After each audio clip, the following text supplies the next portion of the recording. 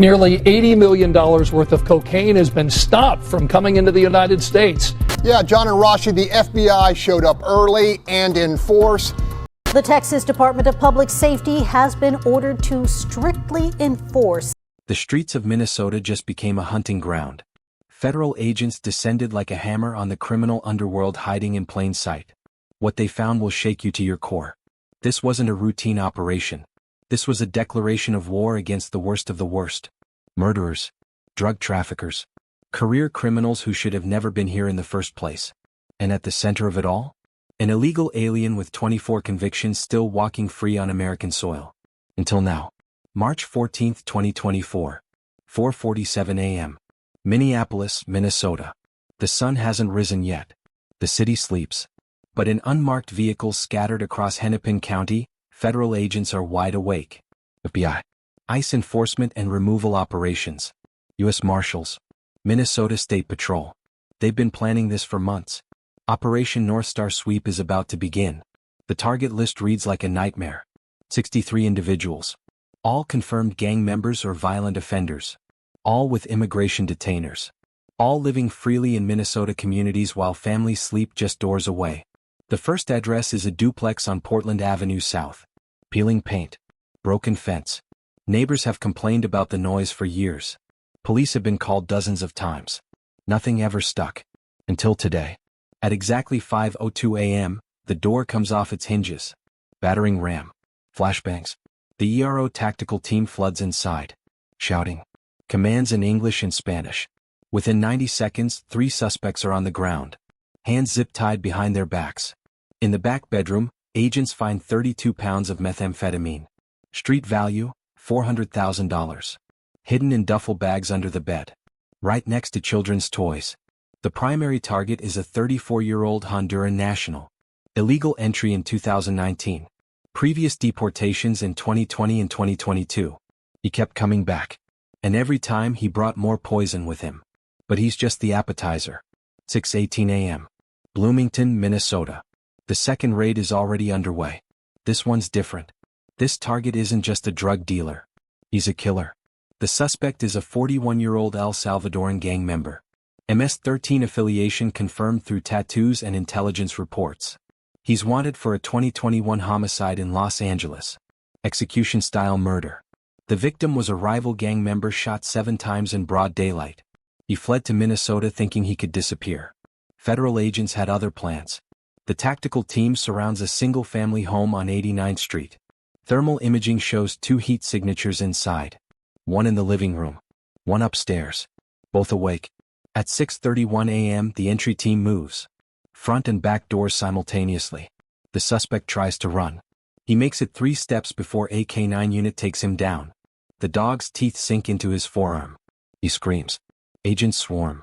In his pocket they find a loaded Glock 19. 15 rounds in the magazine. 1 in the chamber. Serial number filed off. In the garage they find something worse. A cache of weapons. AR-15 rifles. AK-47 variants. 2 shotguns. Over 600 rounds of ammunition. And body armor. This wasn't just a gang member. This was someone preparing for war. The second individual in the house is a 28-year-old woman from Guatemala. Illegal entry. She's been living with the MS-13 killer for 8 months. She has no warrants. But she does have 2 children. Both U.S. citizens. Both under the age of 5. Those children are placed in emergency protective custody. The woman is detained on immigration violations. The killer is cuffed and transported to federal holding. By 7 a.m., 2 targets down. 61 to go.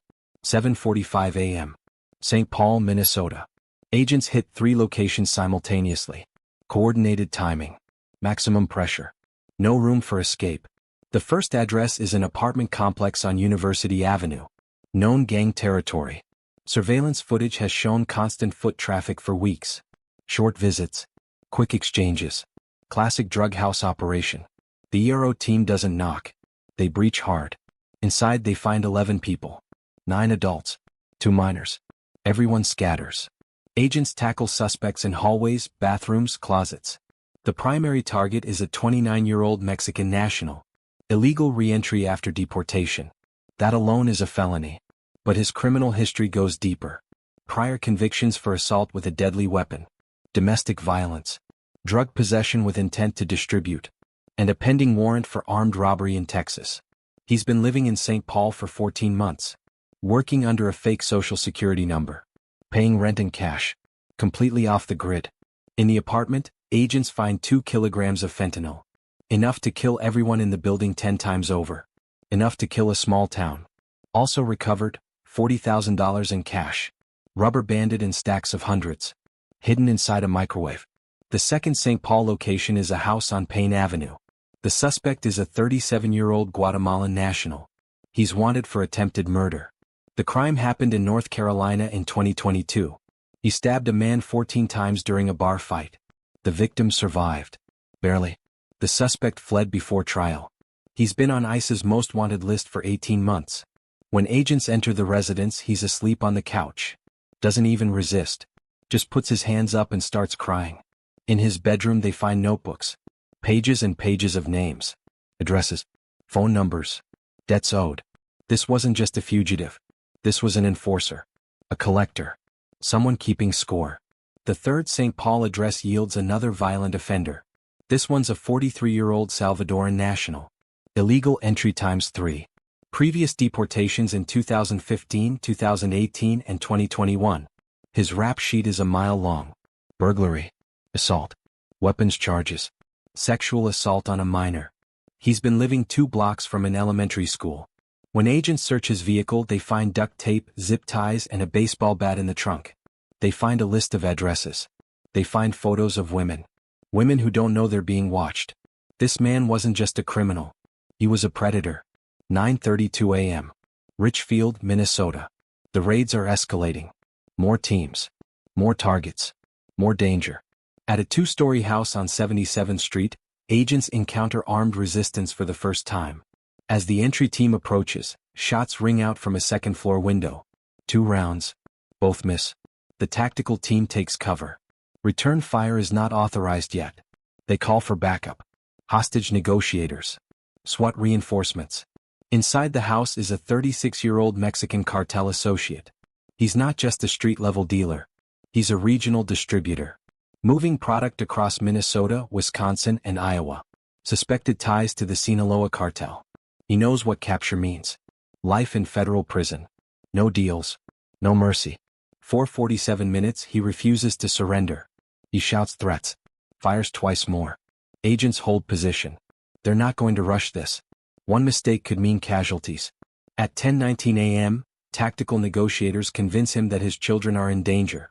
He has 2 kids in the house, both under 10 years old. If he continues shooting, they could be caught in the crossfire. That breaks him. He throws the gun out the window, walks out with his hands up. His children are escorted out safely, terrified but unharmed. Inside the residence, agents find the mother lode. 17 kilograms of cocaine, 12 kilograms of methamphetamine, 8 kilograms of heroin. Street value of the drugs, over $2 million. This wasn't a dealer. This was a warehouse. 11:50 a.m. Eden Prairie, Minnesota. Not all the targets are gang members. Some are far more calculated. The suspect at this location is a 52-year-old Chilean national. Overstayed visa. Been in the U.S. since 2017. No violent history. No drug charges. But he's wanted for something just as destructive. Fraud. This man ran an identity theft ring. He and his associates stole social security numbers from American citizens. Used them to open credit cards, take out loans, file fraudulent tax returns. The victims? Elderly Americans. Veterans. People who didn't even know their identities were being used until debt collectors came knocking. The damage he caused is estimated at over $14 million. Hundreds of victims. Lives ruined. When agents raid his home, they find a command center. Multiple computers. Stacks of fake IDs. Printers. Laminating machines. Lists of social security numbers. Spreadsheets tracking which identities were still active. He was running a full-scale operation. And he was doing it from a quiet suburban neighborhood where people thought their biggest problem was porch pirates. He's arrested without incident. His computers are seized. Forensic teams will spend months unraveling the network. But the human cost is already done. Families destroyed financially. Credit ruined. Retirements lost. All because one man thought he could game the system. 1:14 p.m. Columbia Heights, Minnesota. Now we get to the big one. The target that made this entire operation necessary. The man with 24 prior convictions. His name is being withheld pending formal charges, but his record speaks for itself. 24 convictions. Ranging from drug trafficking to assault to weapons charges. Multiple deportations. Multiple illegal re-entries. And yet he was still here. Still free. Still committing crimes. Why? Because the system failed. Again and again. He was arrested by local police in Minnesota 7 times in the past 3 years. Each time he was released. No IC detainer honored. No federal notification. Just catch and release. Until Operation North Star Sweep put him at the top of the list. The raid on his location is overwhelming. 20 federal agents. State police backup. K-9 units.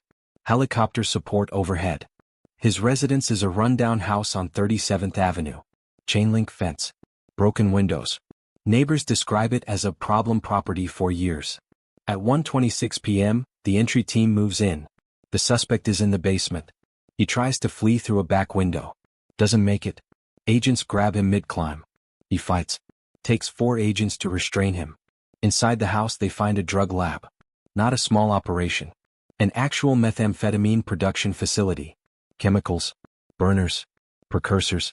Finished product ready for distribution. The house is so contaminated with toxic residue that hazmat teams have to be called in.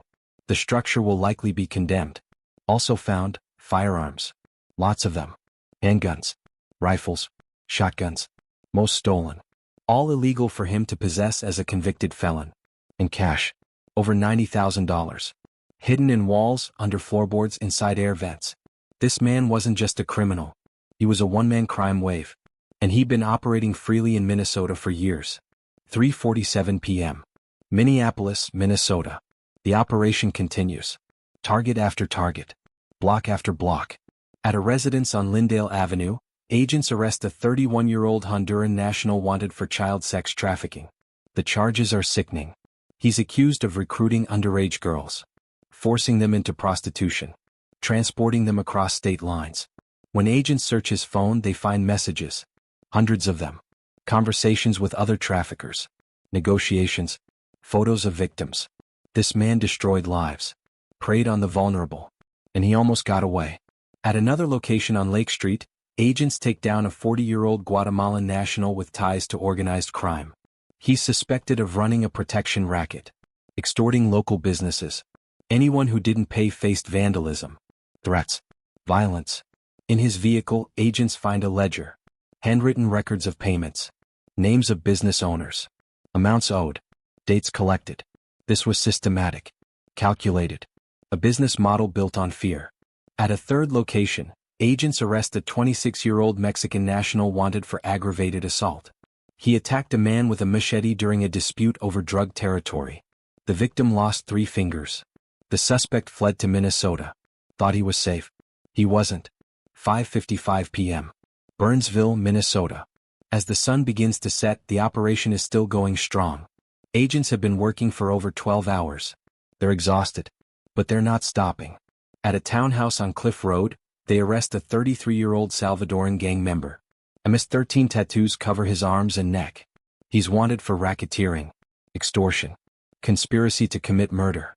Intelligence reports suggest he was involved in at least 3 gang-related homicides in El Salvador before entering the U.S. illegally in 2020. He's been living quietly in Burnsville, working a construction job, paying taxes under a fraudulent identity, blending in. But ICE's gang intelligence unit never lost track of him. In his residence, agents find gang paraphernalia, photos, documents, communication records with MS-13 leadership in Central America. This wasn't just a foot soldier. This was a coordinator. Someone keeping the gang connected across borders. 7:22 p.m. Shakopee, Minnesota. The second to last raid of the day. The target is a 45-year-old Mexican national. Illegal re-entry after deportation. Prior convictions for drug trafficking and money laundering. He's been operating a sophisticated money transfer network. Moving cartel cash across the border. Disguising it as legitimate business transactions. Using shell companies and fake invoices. Estimates suggest he's laundered over $8 million in the past 2 years. When agents raid his home office they find meticulous records. Spreadsheets. bank statements, wire transfer receipts, everything they need to dismantle the entire network. They also find something unexpected. A passport, Venezuelan, in a different name, packed luggage in the closet, plane tickets to Caracas, departure date, tomorrow. He was about to run. 24 hours and he would have been gone. The timing of this raid just saved a federal case. 9:08 p.m. Minneapolis, Minnesota. The final raid. The last target of Operation North Star Sweep. The suspect is a 27-year-old Guatemalan national. Illegal entry. No prior deportations. But a violent criminal history that spans multiple states. He's wanted for home invasion robbery in Wisconsin. Armed carjacking in Iowa. Assault with a deadly weapon in Illinois. He came to Minnesota thinking he could start fresh. Instead, he continued his crime spree. 2 weeks ago, he robbed a gas station in South Minneapolis. Pistol whipped the clerk. Stole $800 from the register. The clerk is still recovering from a fractured skull. Surveillance footage captured the whole thing. His face. His car. His license plate. ICE and local police tracked him to an apartment on Cedar Avenue. When agents arrive, he's home. Watching TV. Eating takeout. He opens the door thinking it's a food delivery. It's not. Agents rush in. He's on the ground in seconds. Cuffed. Read his rights. In the apartment they find the gun used in the gas station robbery. A .38 revolver. Still loaded. They also find stolen property. Electronics. Jewelry. IDs belonging to other people. This wasn't a one-time thing. This was a pattern. And tonight that pattern ends. By 10 p.m., Operation North Star Sweep is officially complete. 63 targets. 63 arrests. 0 injuries to agents or civilians. The numbers are staggering.